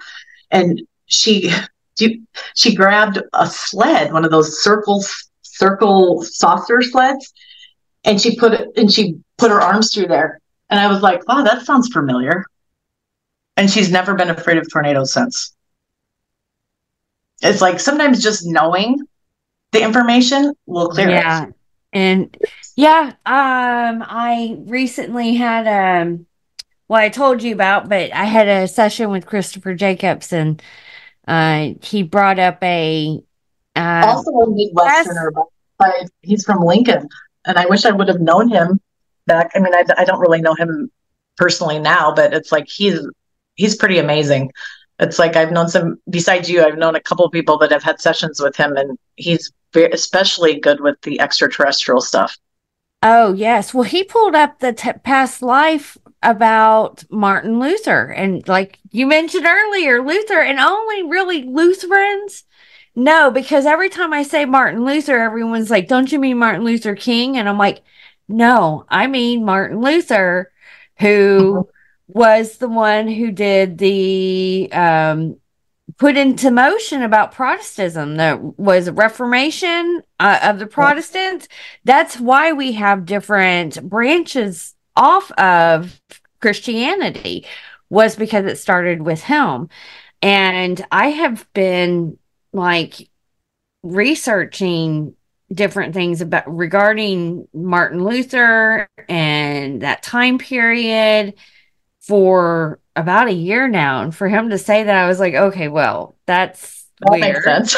And then he said that we had a past life. And now that I'm like taking a step back and tapping into my own inner guidance, because I knew there was a connection there, but it's like my higher team did not tell me what the information was because I was still playing out what I needed to clear in this lifetime or whatever the connection was. Huh. And that kind of happened during that session. So yeah, it does play a huge part. I can pick up on a lot of like my past lives and see how different reenactments are happening in this earthly plane to kind of help. It's like an astrological, if you bring in astrology into the mix, it's like, because I was like, when I do a session, it's like I want to see people's birth chart because that's their blueprint for this lifetime, and that's what I was told. And so I like to look at the geometry, but I like to look at prenatal eclipses because that tells me what you came in to learn in this lifetime, and that's always important because you experience it over and over and over again. And so astrologically, it's like, so your south node is the vibration that you check out, like in the most recent incarnation that you had. And your goal is to get to that north node. I mean, it's like, and so it's like, there's so much information to behold and from a chart, not just what and who you are and your likes and dislikes and personality traits in this lifetime, and then you bring in transits and progressions and, there's just so much stuff that you can do with astrology that's, medical stuff and, locational astrology. There's just a ton of it. And I find it just absolutely fascinating that we pick our own, our own time to be born. And all that information is encoded in our birth chart. Someone told me today. And our human design, which is something new that I'm learning, through Dan and yourself. And, it's like, there's places for both. They're different. I mean, the human design really is more like your personal, because it's like literally Dan came into my life at a time when I was like, I was just sick of being here and sick of all the ugly on this planet, and I didn't want to be here anymore. And and I know, like when you take yourself out, you have to come back and do that same life in another body. And it's like, I'm like, oh man, I've come too far to do that, but it's like, it's just like, it's like, I ultimately, I mean, I'm very, have a utopian, innately people are good and, sense, but it's like, it just gets really, really, like, sometimes it just feels really heavy to carry all the stuff that people that are sensitive to energy and can feel things and see things. I think a lot of us are feeling that right now. I have my waves. Mine also. And it's like, it's just like, to not be, because it's like, I studied the Course in Miracles for, that's also another one of those books that, like, it's not religious, but it's spiritual. I studied that for probably about a decade. And it's like, so it's like, you know, I very much believe that, you know, it's like that fear is an absence of love. And, you know, it's like I'm trying not to get into fear vibrations. And with all the stuff that's coming, it's like we definitely picked a really interesting time to be in bodies. Because this is, you're being naughty out there again, right outside my office door, just rolling around, knocking shit around. Oh my God. They're like, let us in. Like, no, because they're allowed to get here worse. But so it's like, you know, so with the balance is, it's like, you know, it's like I'm a plan for the worst, hope for the best kind of. I'm an apocalyptimist. You know, it's like I love that. Say that again, apocalyptimist. I can't believe I said that without stuttering. But I am too. I'm one of those prepare. You know, I prepare for the worst, just in case, because you also have all these converging timelines. You know, diverging and converging, and you know, it's like I think back to the book about that Gary Renard wrote called Disappearance of the Universe. And that's literally about, like, you know, timelines collapsing. And that's what we're experiencing. I mean, it's all about the Course of Miracles and his experience, but it's like when he talks about why he came up with the name Disappearance of the Universe, that is why. You know, and it's, you know, I think everybody should read that book, but it's not a little short read. It's quite extensive, but it's, you know, it's like the balance is like to, you know, to keep yourself in check when it comes to fear, because fear is just a lack of love. And so you just, you know, yeah, that might happen. I'm going to prepare for it, but I'm not going to focus on it, you know, kind of stuff, you know, because it's like you know, I think we're just at the beginning of a lot of stuff shifting, like, you know, not only like, you know, geographically, energetically, spiritually. It's like what I said on the phone last week when we chatted. I said it's the beginning of the end of the world as we know it. And it's like, so, and that's not always a bad thing. It's all in the different things that we grew up around. You know, mm-hmm. I had that playing in my head when the eclipse was happening. You know, all sorts of different things that throughout my life, there's been like little signs. And I think I don't think it's going to be the end of the world. I'm not one of those that. Oh, no, I don't think that the world's going to end. I think it's like it's the end of a chapter. Yeah, it is. That's exactly what I feel like with you. And it is the end of the world as we know it, because something brand new is going to be coming in. And you're starting to see that with all of the, you know, all the people that are homeschooling their kids. They don't want them to be indoctrinated into the not Roosevelt. You know what I'm talking about, the Rothschild education system. Yeah, and Roosevelt. Where the hell did that come from? But you know, so like for me, like having the balance of, you know, home and family. You know, when I was raising my kids, and now it's just like, you know, it's like I keep balance, you know, with, you know, food and, you know, watching what I'm putting in my body, making sure that it's good quality food and water and, you know, vitamins, supplements, exercise, meditation. Spiritual hygiene is really, really important for people. It's like, you know, taking your salt baths, you know, clearing, especially with all this crazy stuff with like the Schumann and the solar flares. And, you know, my guides tell me to do some really wacky stuff. Sometimes I just do it. It's like, drink a shot of pickle juice every night. Okay.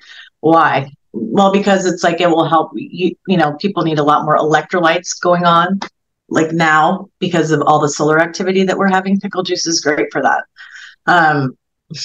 One of the other things my guides have me do is like every night before I go to bed, I put a little dab of iodine on my wrist. I use colorless, but they say to, like, you know, if you use the stuff that stains, it's like if you're low in iodine, it will disappear. And if you don't need iodine, the dot stays. So that's what they say. I don't know who they are. But, and the reason, and I was like, well, why do you want me to do that? And they said, well, the magnetosphere is, compared to where it was even like in 2012, it's like what is protecting us from solar radiation and all the stuff that we get from space is considerably smaller than it has been, even like going back 10, 11 years, like to 2012. God, what year is it? Yeah, 12 years. Yeah, 2024. Yeah. I know. Where's the time gone? and so I'm like, okay, so I do that. It's like, it's like I just don't even balk at what they tell me to do. It's like, okay, I need to do that now. And it's sometimes sometimes I'm just like, you want me to do what? But I just do it because it's like, because they just will bug me until I do it. So, but yeah, I mean, it's like, I definitely have had like, I didn't have like what a lot of people have experienced, like waking up. It's like, I think I've had like, I came in more or less awake, and then I've had levels where I've up levels where, it's like, where when I was a kid, I was mostly visual, like, I would see auras and clairvoyance, have cognitive dreams. And then like when I was, in my late teens, early 20s, my clairaudience, aside from, like fully turned, was that one of your babies? Yeah, Luna's catching a fly right now. Get it, baby, get it. She's doing her job. She's earning her keep, guys. Oh, well, it's like, so what else do you want to talk about? I feel like I've just been rambling on about myself. I think that I think it was great. You gave a lot of information, and I really would love to talk to you about doing more shows for kids, because I think that parents need to, they're the next generation. There's a lot of people who are coming online, or they weren't raised in an environment where this was open and people talked about it. And the kids that are growing up into this new generation, they need guidance in all sorts of different ways. And I think the biggest thing for parents to do for kids that have psychic abilities is don't tell them that that's not real. Yeah. Because so many, it's like, that's how they get shut down. And it's like, like one of the things that my spirit team has told me, it's like, just say, well, tell me more about that. Tell me more about that. And it's like, because it's like, you're not asking leading questions, because if you ask leading questions, it like kind of, it's like, well, tell me, like what I would do with my son, when like he told me about that. Like when he was in, and he couldn't have been more than 2.5. I said, well, tell me more about that, bud. And he's like, I was shooting Jerry. And he goes, and one of those Jerry's like got me right here. And like, and shot him in the chest, and his plane went down. I said, well, do you know where that happened? That's not a leading question, but it's like, did it happen over land or water?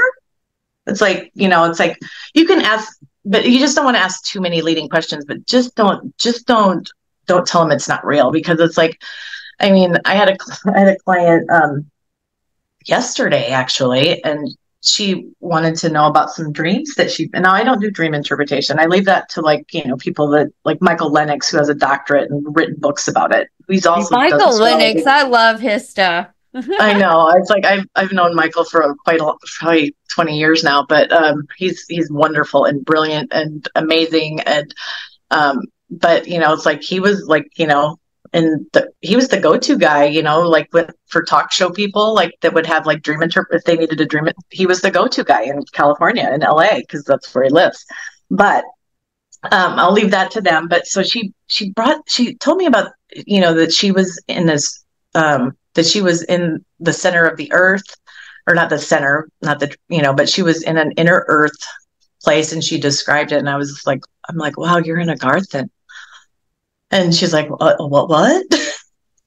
It's like, and it was fascinating. It's like, I'm like, I feel so blessed that I get to be able to connect to so many amazing people that have so many different experiences, and not only just my own lifetime of personal experiences, but like, I get to experience it through, giving readings to other people, and I get to share in their experience because I tap into their energy and I'm able to see, hear, and feel what they're hearing, and feeling. And I can look into other stuff down, checking alternate timelines. And, the one thing my guides are really sticklers about is our free will.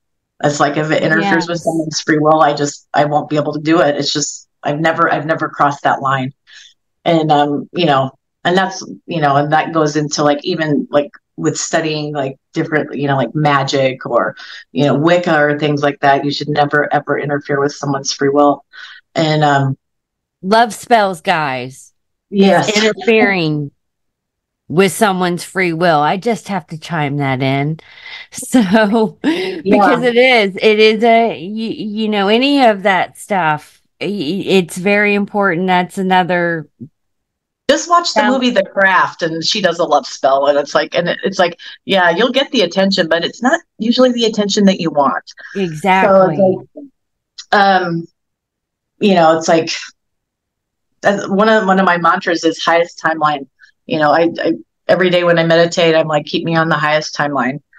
And, and while I'm in meditation, I always try and turn my day, I turn my day over to Spirit, Holy Spirit, and do that. And, and I just always try and do my best. It's like, I know that none of us are perfect, and that we all have our flaws, and we're all works in progress coming here to learn, grow, and evolve. And, it's like, and this planet is very beautiful and amazing. And it's like, and we are in one hell of a spiritual war right now. Yeah, we are. And it's like, and I've experienced, it's like, I have had to clean up some nasty shit over my time doing the work that I do. I mean, it's like, it's like, I've gone in to clear out, places and come back with, like hyper extended, like I literally, one time I was doing a house clearing, this malevolent discarnate, because he hadn't crossed over. He just was lingering probably since the 1960s, in this house. And he used to, like, he killed his wife, because I was able to tell them what had happened in the house. And, and like, and he just like, he twisted my arm around and hyperextended my elbow. I ended up having to have like a couple cortisone shots to get it. It's like, I don't get workman's comp, like, from stuff like that. It's like, oh, job injury. Yeah. But, so, I mean, I'm like, I kind of do it all. I mean, it's like, if I, it's like, I've studied all the different kinds of things and done all the different kinds of things. There's just some stuff that like, I don't dabble in, like, demonology or Satanism or anything like that. I've never have, never will. I'm definitely, I know it's out there because I've seen it, I've experienced, I've fought it. And, it it's does like, exist, guys, and it's just yeah. You really got to think about what you do when you dive into certain things along those lines. There are some things I won't cross that line. I know that there exist. I have memories, or I deal with them in the other realms, and no. So won't not that's not what I'm here for. That's not my what do we call that? I'm trying to think. That's business wise. That's not my duty to do that. Someone else is more equipped to do it in their time. Well, yeah, that's like me with like the, working with like police or private investigators on, stuff like that. I mean, I can get information, and I'm a lot better at it now. Like there was that young girl that, in in Iowa, she was out running. It's like, I looked into that. I didn't do it one of my friends asked me to look into it, so I did. and I didn't have the experience that I had when I was younger, and like, Mm-hmm. in my late 20s, early 30s, where like I was experiencing all the trauma. I didn't have that with her. Like I was able to like, kind of like look at it from like almost like I was outside of it rather than experiencing it myself, which I like a lot better. But I definitely don't want to.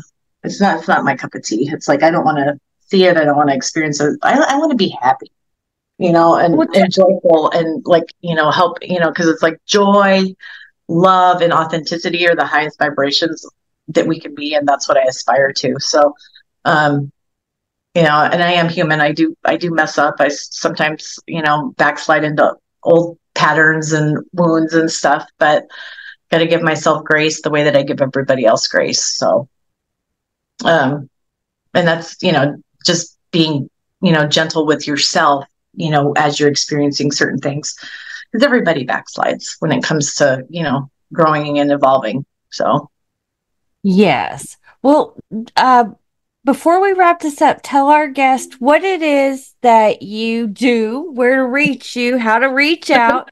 Um, Robbie's done a reading for me. She's actually done a couple of sessions for me, and it, you do a mixture of your own thing. You bring it in, so I don't quite know if there's a name for it, but it was very beneficial to me, especially what my higher guidance, their plan of what I needed to do.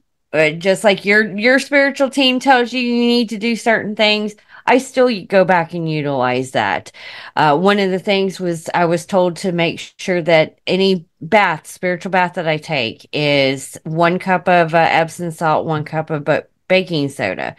And I make sure that I have that in my tub all the time because it does make a difference than the different times that I was doing that. And that was like one of my orders or prescriptions that my I know spiritual team. it's like, and of course you have free will. You don't have to do it, but it's like, it's like the way that I am. I would rather do it now so I don't have to do it later, even though linear time is an illusion. But it's, it's like literally the work that you do in this incarnation will help all the other incarnations lift up and go to the higher levels too, because they're all you. So, and it's like, yeah, sometimes it's something as simple as that, or it could be, as, I can't even think of anything right off the top of my head, but, like one of the things, like I shared, Christina's post about her little tower busters. I think everybody should have, everybody that, especially energetically sensitive people, they need organite. And more, I'm seeing more and more. I mean, gosh, it's so much different now than the 80s. It's like, or even the 90s,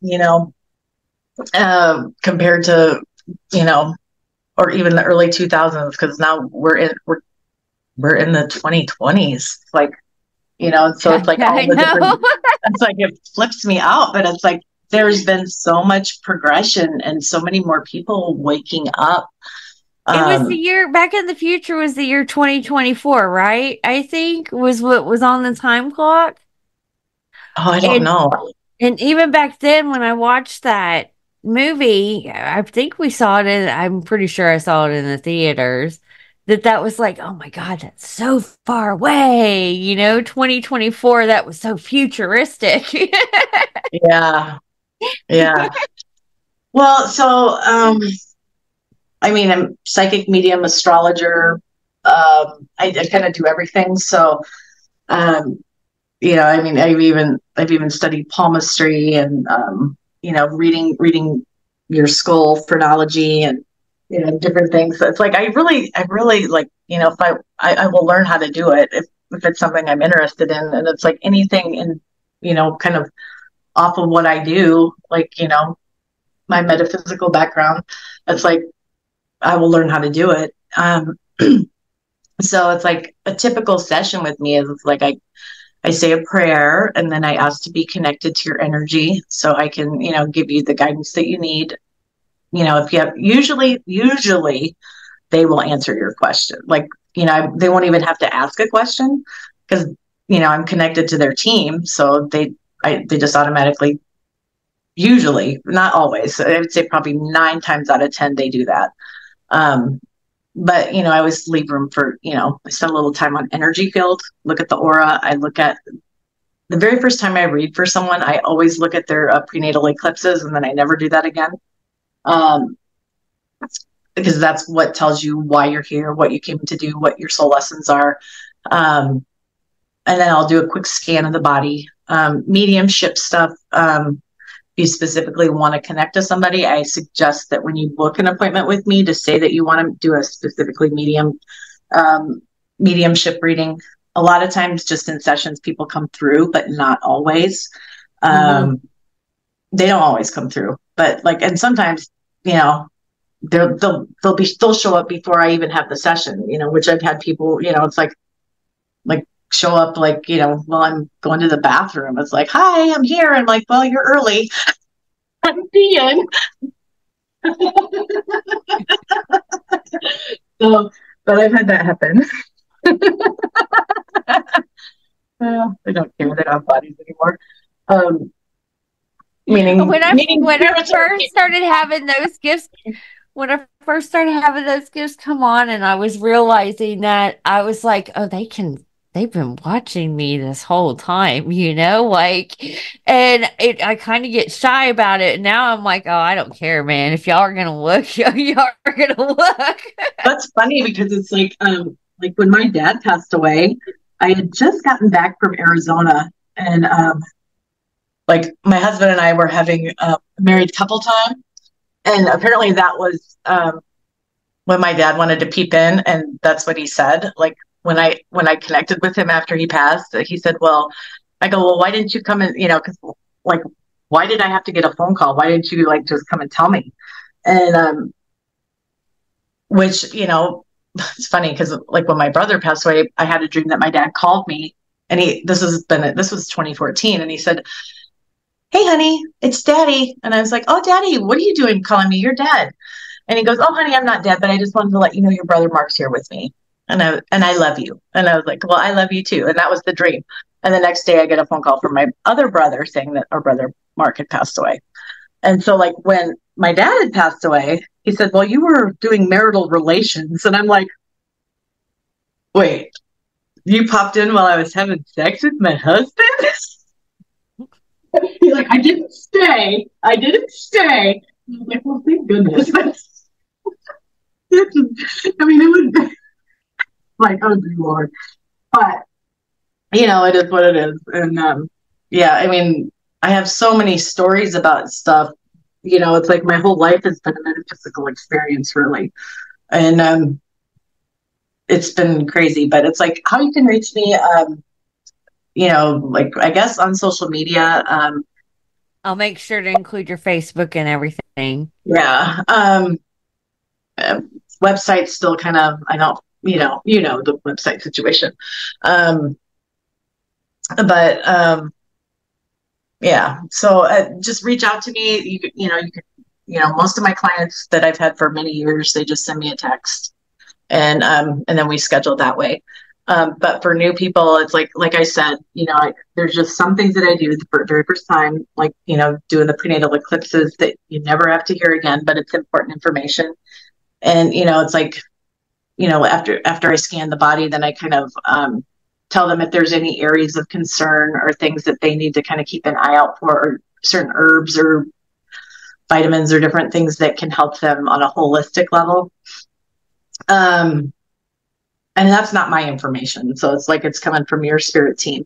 And then I just kind of open the door to your guides, and we just kind of go from there. And sometimes it's past stuff. Sometimes you have to address the past in order to move forward. Mm-hmm. But sometimes it's like now stuff, and sometimes it's future stuff. It just kind of depends on what it is that you need to know, and, where you're at. But overall, I love what I do, and it's been a gift, and it's been a passion of mine my whole life. And I'm so grateful for you, and I'm grateful that you had me on to yammer on about my crazy life. No, I love hearing it, and I love talking to you about these certain things. And I think it is important. I'm really enjoying these podcasts and bringing on a variety of different people, because even from a soulpreneur standpoint, the biggest thing with myself included is that, how do we package all of our spiritual gifts and offer them to the world while we are secure in a foundation? And most of Right. that comes through in the form of money, guys. But, you have been you've been open your whole life, and you've been doing this for quite some time. You obviously, your spiritual team and everything has supported you and taken care of what you needed, not only you but your family. I mean, you're passing this on to your kids as well, so it's definite generational. That's much needed in our world today, and you're setting an example. And out of all the gifts that that you have, that that you're the mediumship, the raising the kids and everything like that, you've been able to keep that balance. You've not going back and finding a 3D job is telling me in some way, shape, or form you've been able to keep some balance, because some people, they go and do that for that extra supplement income. I mean, myself included. So, thank you for sharing your wisdom. I think that this is going to help somebody. And if in any way that it gives them hope that they can do it too, that, if you're here to share something with the world, we need to help you in whatever which way we can. Yeah, and that's one of the, like, especially with working with kids, like, and it's like, and it's not like, like when it's like little kids versus like, like around 10 to teenagers. It's like any age under, 18, probably 20, I don't know. But it's like, it's like you're a kid if your stuff is flipping on. But it's like because it's like it's all new stuff to you. But it's like, for me, like that kids that are actually the ages of, growing up, because it's like, I would have, like I said, I would have done anything to have a real, like, a person to be able to give me wisdom besides my guides that were telling me. And the voice that's neither male nor female. I don't know why I do that every time, but it's like, it's not a male or female. It's like the neutral voice. I know what you're talking about. It's the voice. Yeah. I call it Papa. Yeah. I know it's source creator energy. I've just kind of associated it with like just Papa, but it's not, there's not a gender there. Right. Yeah, there isn't a gender. And I think we evolve out of it eventually, where we're, I just, my guides are, like, they came through my QHHT session because they said to me, as much as I bitch about being here, I love it. And I was like, oh, I can see that about me. I can see that about me. It's like, I love this planet, especially because it's like, it's got 100% free will. There are other planets that have less than that. Not every planet in the cosmos has free will, which is interesting. And so I relish that, and I relish our vast emotion spectrum that we have on this planet, even the ones that I don't like sadness or grief or anger. But it's like my spirit loves it, which I was like, yeah, I can totally see that about myself. But yeah, so if anybody feels called, just reach out. I'm not going to share my phone number on here, but that's usually no. I will make sure that your social media links are all posted down below on where you guys can get a hold of Robbie. Go follow, go like, all of those things that you guys know what to do. Again, I'm bringing in a different version of the story because I think some people get caught up in having to do, to be successful in what it is that they're doing, they have to do it a certain way. And you haven't done that. You're not out there throwing, social media posts all the time and having to keep up with all of this stuff.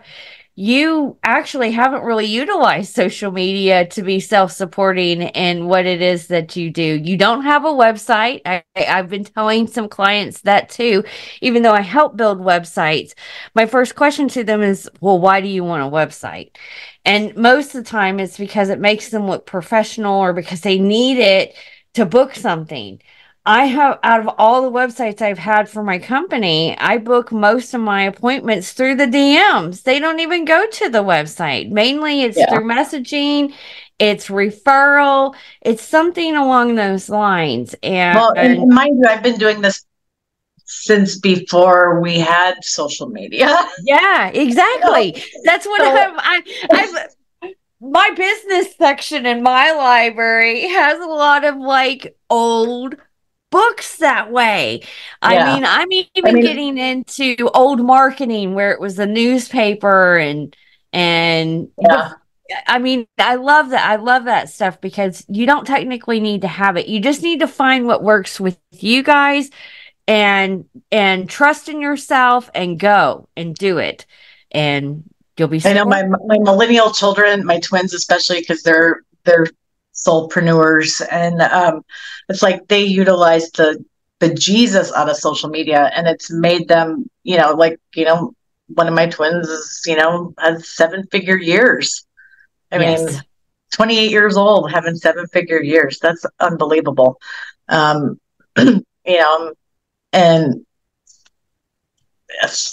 they're always trying to push me into that. I'm like, I'm not sure if I want to do that.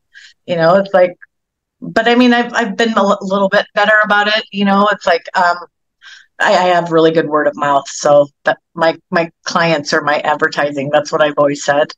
It's the Jesus marketing. Yeah. It's what I call it. It's the network marketing. You tell one person and I mean, you don't even have to win them over. You just do you provide, and if they're blown away by you, you bet they're going to go tell somebody. You have 3 people like that. You have a start of a business, because if you can get those 3 people to talk about you, like they don't shut up. They're talking about you at the dinner table, that type of thing. You'll never believe, oh my God, blah, blah, blah, blah, blah. They're having lunch with their friends. It's going to go out. That's how Unity Works is. I have not posted anything about my freelancing or Unity Works.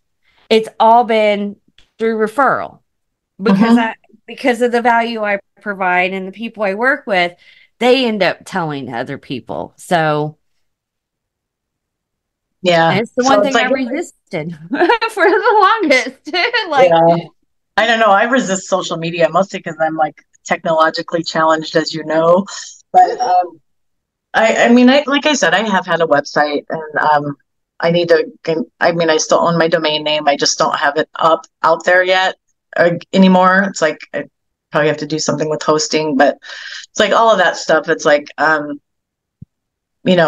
people find me that need me, and it's like, it's kind of like, I trust it. And it's like, very rarely do I, it's like, I don't do psychic fairs. I don't, it's like, I've tried. I have tried. I just don't like the environment. It's too busy for how I work. Too much energy for me. So even if I sign up, like I did at Camp Disclosure, it's like I didn't even do one session when I was there. Because I was just like, I don't feel like doing this. This is not what I don't want to do this. It's like, and it's not that I didn't want to do the readings. It's like, it's just that like the energy of like those environments where there's a ton of people. It's like, it's not conducive for me personally to do sessions. But so if you're interested, if you're, curious, hit me up.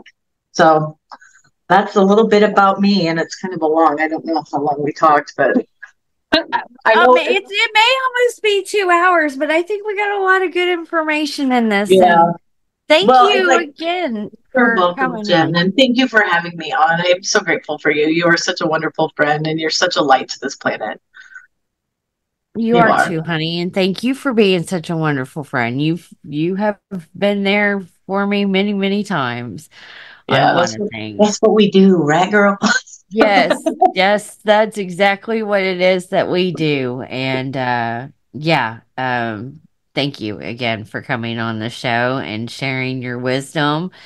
And guys, you let us know if you want to hear more stuff. You got me really thinking about maybe doing something separate about educational things as it pertains to kids. Yeah. For the parents, maybe Well, uh so what, like, so I know we're trying to wrap up, but so like when I, like my book had intent, that I was going to propose to this publishing house, it was two parts. Like half of it was for the kids and the other half of it was for the parents. It's like, because a lot of times, like, psychic kids are born into families where they don't have, there's no lineage there. And it's just, there is lineage on the soul level, but not on the physical level. And there's a right. reason for that usually, but um, it really does help having, it's like at least having a parent that has an open mind to be able to like get their kid in, with somebody like me or somebody like me that does similar work, to help guide them. It's like, it's so important for our planet to like have people that are tuned in of what's going on. And it's like, can see through all the muck of everything, and, and whatnot. And it's like, and it's important, for the future generation of humans, but also for our planet. Because it's like, I believe that these abilities are something that's innate, and as we evolve as a species, telepathy will be something that's natural. And like, having communion with a tree is going to be something that isn't something that we do. It's like, or it's just that there's a place. It's like we're setting the foundation for 5D, basically, for being Mhm. in good density. And that's where we're connected. Love and source are one. And and it's not about me, which is third density dualistic energy. But okay, sorry, sidebar there. Yeah, no, I think we'll have to percolate on this a little bit more. Yeah. Because I do feel like it is much needed for people out there whose kids are waking up to certain things. And I guess what's really got me thinking about this is because I recently have come across an artist that I feel is very talented, but I was going through some of the stuff and he just got found and has a producer and they flew him to Nashville. And he's young and you know where my mind's going. Young Nashville. Nashville is very corrupt and all sorts of things. And I think, you know, it got me thinking about my younger years, and what I was missing in my younger years was that guidance, the tools, if your gut is saying, hey, there's something off, fuck what everyone else is saying and listen to it. Like, there's so many situations that if I was told at a younger age to go with your intuition instead of like what your mind is saying or what people are doing outside of you, I mean, it could have helped me navigate it a little bit better. And not think that I was going crazy on certain things, or yes, I am actually seeing that, or I am hearing that, whatever it is. And, each case is different for the individual. But I do feel like, yeah, doing some more things to help educate parents so that we can help that younger generation. Yeah. Because it's much needed I mean, on I our just had one of my kids reach out to me, 2 days ago, and he's like 32 now. And started working with him when he was like 11, I think. So, and it's like, and he's up leveled, and where it's like, and he reached out to me. He's like, what am I supposed to be doing here? And I'm like, well, looks like you got an upgrade. you yeah. know, I'm not going to divulge what we talked about because it's private, but And that's the other thing. It's like, you know, That I don't ethics. I think ethics. people need to learn the things. Yeah, I don't share my information. It's like, as far as, you know, it's like, you know, like if somebody comes in and wants to know what I talked about with so and so, first of all, I don't remember it because it's not my information. Like, I can remember bits and pieces, but it's not my information. So in essence, I'm kind of like channeling a little bit, but not really. I mean, because I do channel too, but it's like I don't channel anybody specific. Usually I will channel if there's a deity or a spirit that's connected to somebody, then I will channel them for them. But yeah, nobody specific to me that I've communicated with. Ashtar, actually, I communicated with him a few times, many times actually over the years. Haven't in probably 10 years talked to him, but so I don't know. Oh yeah, Cthulhu. Cthulhu. I mean, it's like, you know, I know about all of them, but it's like, you know, and read about them and connect with them on the astral and the higher dimensions and whatnot. All right, Mama, we should wrap up. Otherwise, this is like us on the phone. It's like we like start to like, we got to go. And then we start talking about something. All right, guys, we're going to wrap this up. Well, I'll have to have you back on and we can have a part 2.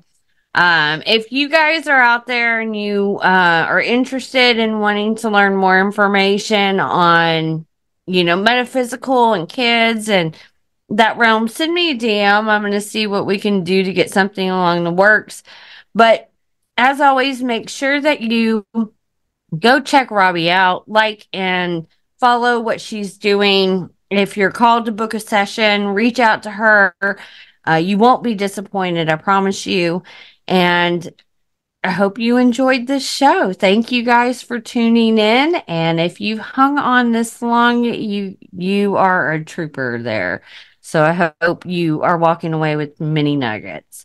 With that said, I'll see you in the next episode. And thank you for tuning in. Bye.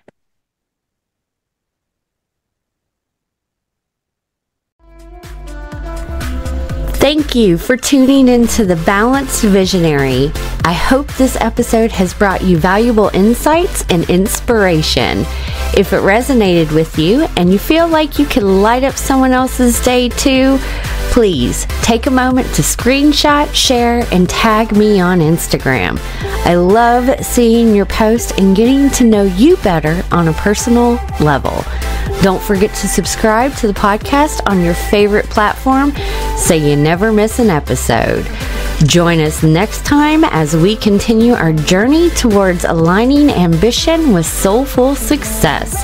Until then, keep balancing, keep dreaming, and I'll see you in our next visionary encounter.